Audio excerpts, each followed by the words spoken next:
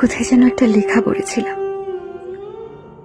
লেখাটা কেন জানি মাথা থেকে সরাতে পারি না। দীর্ঘ একটা সময় যাবত তোমাকে একজন পেয়েছে মানে আর একজন কি বিভৎস ভাবেই না তোমাকে হারিয়েছে। লেখাটা খুব ছোট, কিন্তু পৃথিবী সমান বিশাল কথাটার গভীরতা। কেউ একজন দিনের পর দিন, মাসের পর মাস, বছরের পর বছর কাউকে নিজের করে পাওয়ার স্বপ্ন দেখে যাচ্ছে, অপেক্ষা করে যাচ্ছে, অথচ অন্য কেউ কোনো অপেক্ষা ছাড়া, সাধনা ছাড়াই তাকে নিজের করে পেয়ে গেল। সে জানেও না সে যাকে নিজের করে পেল